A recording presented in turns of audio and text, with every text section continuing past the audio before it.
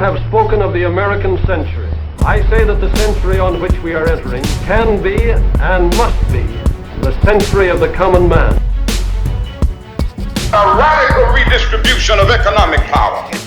I mean, we know that racism is just a byproduct of capitalism. Everything would be all right if everything was put back in the hands of the people. We need a government that will make sure Americans are taken care of and organize the economy to serve the people, not the profits of a wealthy few. We now have the techniques and the resources to get rid of poverty. We got to start getting out there with the people. Get out of the movement and get to the masses. We need a government of action.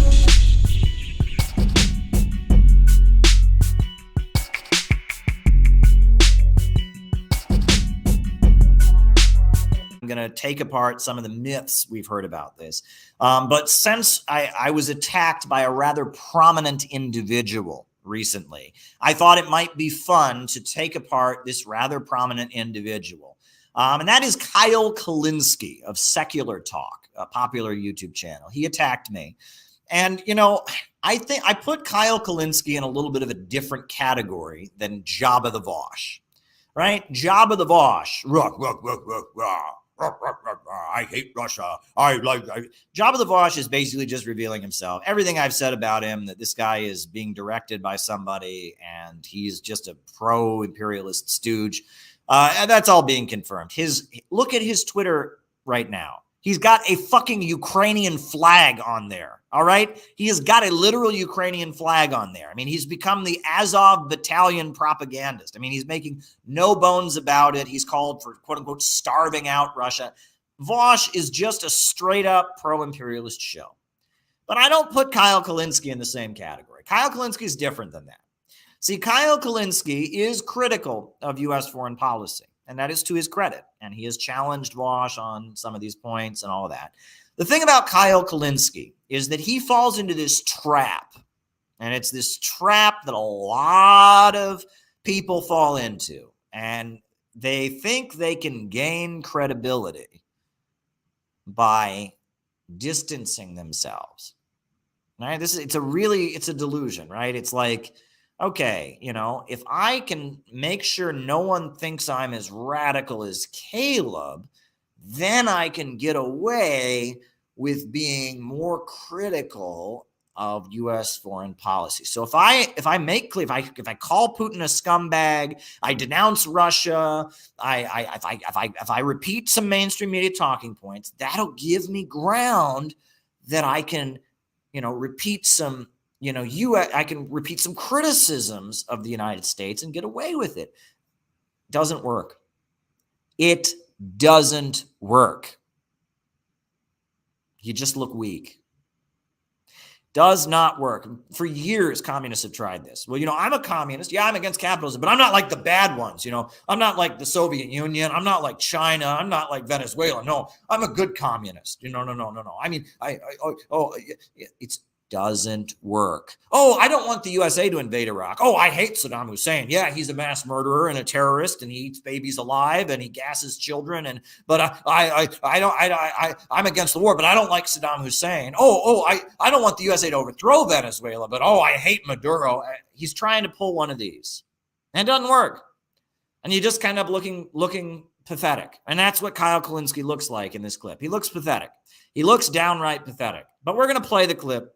We're going to talk about why not only does he look pathetic as he tries to play this game where he tries to be, you know, on both sides, but we're also going to talk about why he's wrong. He's just darn wrong. So we're going to watch just a little bit of what Kyle Kulinski had to say about me here. Who you shouldn't be, okay? This guy, Caleb Maupin, he said the following. What aggression? I think you are confused. The Kyiv government's aggression against the peoples of Donbass is reprehensible. Russia coming to their aid is a good thing. So this is literally just spinning the invasion of a sovereign country as defensive. Like, it's not calling a spade a spade. This guy is so anti-US imperialism that he's pro-Russian imperialism. That's it.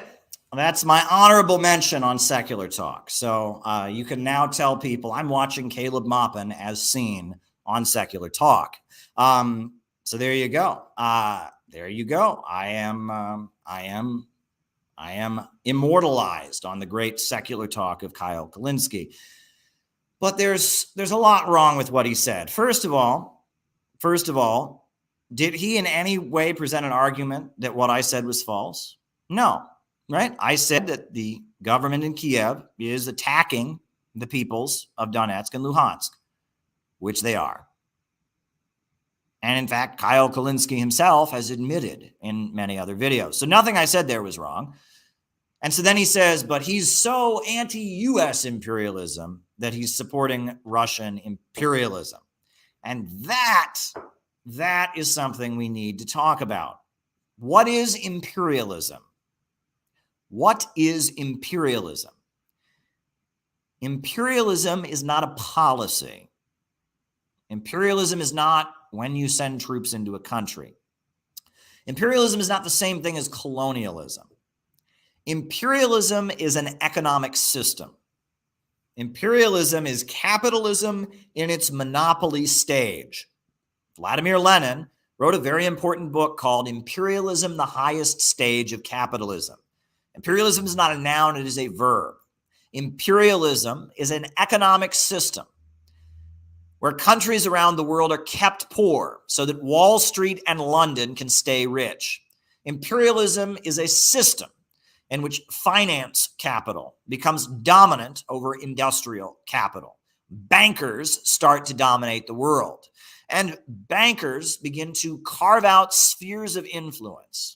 It's monopoly capitalism, where a few trusts, syndicates, and cartels dominate the economies of entire countries and then spread their tentacles across the planet, keeping countries from developing.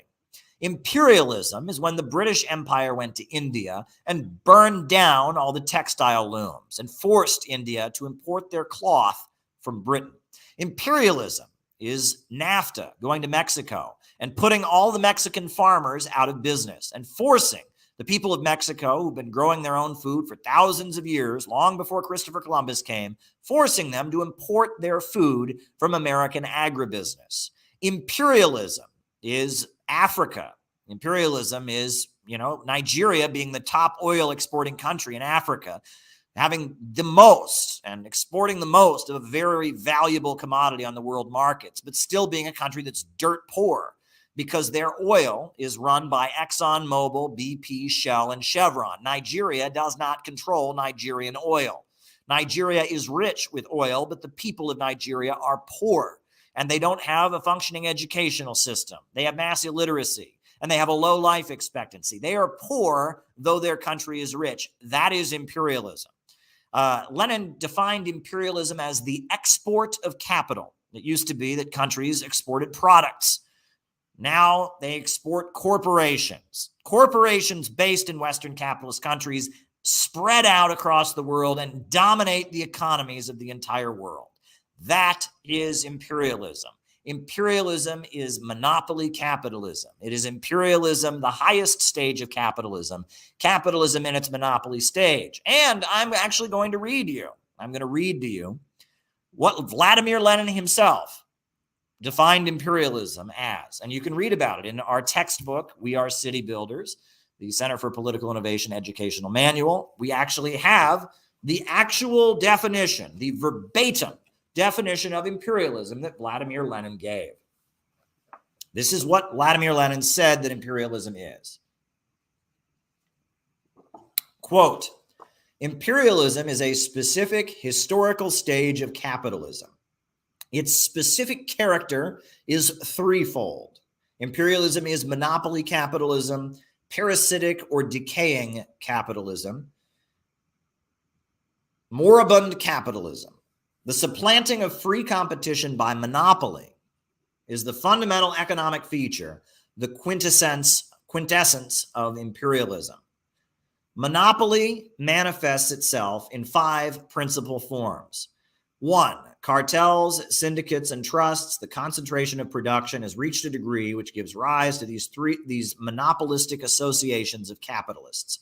2, the monopolistic position of big banks. 3, 4, or 5 giant banks manipulate the whole economy of America, France, and Germany. 3, the seizure of sources of raw material by the trusts and financial oligarchy. Finance capital is monopoly, industrial capital merged with bank capital. 4, the economic partition of the world by international cartels has begun. There are already over 100 such international cartels which command the entire world market and divide it amicably among themselves until war redivides it. The export of capital, as distinct from the export of commodities under non-monopoly capitalism, is a highly characteristic phenomenon and is closely linked with the economic and territorial partition of the world. 5, the territorial partition of the world is completed. That is what Vladimir Lenin said that imperialism is. Imperialism is an economic system in which big banks dominate the world, monopoly capitalism, trusts, cartels, and syndicates. One of the talking points you'll get from libertarians is they say, well, we don't live in real capitalism anymore. It's crony capitalism. Well, actually, it's a stage of capitalism called imperialism, right? There's competitive capitalism. There is industrialization, industrial capitalism. And we live in an era of monopoly capitalism, where trusts, cartels, and syndicates dominate the world, where bank capital is merged with industrial capital, forming finance capital, where cartels, trusts, and syndicates are carving out the world into spheres of influence. That's what Lenin understood imperialism to be, a stage of capitalism. That's what it is. And it is defined by the export of capital, meaning that these corporations that are based in Western capitalist countries start exporting not products, but themselves. They start to export their enterprise, dominating the monopoly and monopolizing the markets of other countries. That's what imperialism is. And Russia's not doing that, right? Russia's not doing that. I don't see, do you think that, the people of Donetsk, the people of Lugansk are unable to start their own businesses, or are all having their businesses put out of business and being forced to work for Russian corporations? No, actually, it's the opposite. Since the Donetsk People's Republics have declared independence, Russia has been helping the people there to start their own businesses. I can tell you this because we have sent delegates. There are people in the Center for Political Innovation who have gone there and seen this with their own eyes. Russia is loaning money to people in these regions to start their own companies, right? They're helping the people there start their own businesses. They're helping the people there to flourish. I mean, this is not imperialism. This is not imperialism. Imperialism would be going there, putting all the people out of business, forcing them into poverty, forcing them to import all their products from Russia. That's not what they're doing. They're doing the opposite. They want the people in Donetsk and Luhansk to flourish economically, and Russia is making sure that happens. And Russia is, trying to enable the people there to have a better life, to have stability, to have economic opportunity. This is not NAFTA going into Mexico and putting all the Mexican farmers out of business so they import, American agribusiness products. No. This is not, Britain going into India and burning down all the textile looms. That's not what's going on here, right? This is a situation where Russia is concerned about fanatical anti-Russian fascists on their border, and the people of eastern Ukraine, led by communists, have risen up against them. And Russia has held off recognizing the new communist-led governments. And finally, after 8 years of waiting, has recognized these communist-led governments. That's what's going on. This is not imperialism. This is not imperialism at all, right? Imperialism is an economic system. It denotes a relationship where a country is being kept poor so that a Western capitalist country and its monopolies can stay rich. It is capitalism in its monopoly stage, and that is not what is happening there, right? Imperialism is not sending troops into a country. It's not what it is.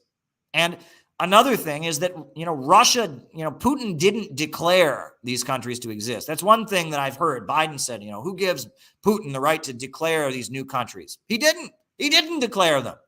He could have, in 2014, these people declared themselves, and Putin didn't agree with them and didn't recognize them. And he held off for 8 years. These people declared themselves, and for 8 years, Putin refused to recognize them. And now he finally has no choice but to recognize them. I mean, these people that are saying Putin made this up, they have no idea what they're talking about. Putin didn't make this up. Putin didn't recognize. These people declared themselves. They declared themselves. And Putin said, no, I don't recognize you. No, I don't recognize you. We got the Minsk agreement. I'm not going to recognize you. That'll make America too mad. That'll make Ukraine too mad. Yeah, you guys, you're doing your thing there. I don't recognize you. He did that for 8 years. 8 years, he didn't recognize them. And finally, when the Kiev regime was talking about joining NATO, when they were talking about getting nuclear weapons, the government in Kiev, the neo-Nazi government, was talking about getting nuclear weapons, talking about joining NATO, shelling these people, slaughtering these people, getting ready for an all-out attack. They played up, for a month practically. They've been saying, Russia's going to invade Ukraine, all to basically try to tie Russia's hands so they could go in and slaughter these people. That's what was happening, folks. All right, for the last month, they've been beating this drum. Russia's going to invade Ukraine. Russia's going to invade Ukraine. Russia's going to invade Ukraine. And it didn't. It hasn't invaded Ukraine. I mean, at this point, there has been no invasion. Why did they say that? It was a strategy. They wanted to play up this idea, get the whole world psyched up, Russia's going to invade Ukraine, so that when the Azov battalion and the neo-Nazis went in there into Kiev and rolled in, Russia would say, oh, shit, if we do this, then we'll invade Ukraine. And then if we do this, we'll be invading Ukraine. So I guess we can't do that. That's why.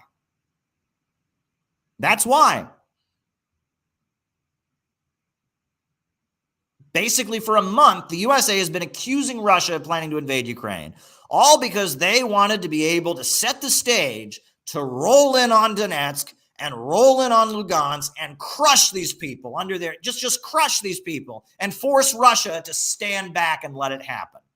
That's basically what the United States was planning to do. They wanted to just, we're going to play up. We're going to make Russia so defensive about Ukraine. We're going to make Russia so scared to have any troops near the border. And when we do that, then we can roll in and then we can say, all right, go get him, Zelensky, go get him, Azov battalion, and Russia won't be able to do anything. That's what's been going on here. This was a plan from the beginning. It sounds straight out of the Brzezinski chessboard, the chess game, grand chessboard. They sat there and they faked out the world. Russia's about to invade Ukraine. Russia's about to invade Ukraine. Russia's about to invade Ukraine. Does everyone hear this? Russia's about to invade Ukraine. Hey, guys, Russia's about to invade Ukraine. Russia's going to invade Ukraine. Did everyone hear us say this? There's no facts to back it up, but Russia's going to invade Ukraine. And they did that, and they did that for week after week. And then finally they said, okay, so now everyone's so scared that Russia's going to invade Ukraine. Now you guys can go and kill all the Lugansk people and kill all the Donetsk people, and they can't do anything about it. Go get them, guys. Right? Everyone thinks Russia's the bad guy now. And if they lift a finger to protect Donetsk or Lugansk, if they lift a finger, then we got them. Well, didn't work. It did not work. Russia was supposed to be too intimidated by all of this hype. They were supposed to be too intimidated that when the attack came and when the Azov battalion started moving in and when the shellings started happening, when the car bombings started happening, Russia was supposed to say, well, guys, you're on your own. You're on your own because, they've been telling everyone we're going to invade Ukraine. So if we help you out now, they're going to say we invaded Ukraine. So you're on your own, guys. Didn't happen. Russia said, no, not going to work. Yeah, we get what you're trying to do. You're faking out the world so you can go after the people of Donetsk and Lugansk. But yeah, it's not going to work. We're still going to protect these people. And in fact, we are going to confer recognition onto their governments. And that's what's happened. And that's the situation. It's not Russian imperialism. It's not Russian aggression. And, Kyle Kulinski is kind of pathetically trying to gain credibility, but he doesn't know what he's talking about.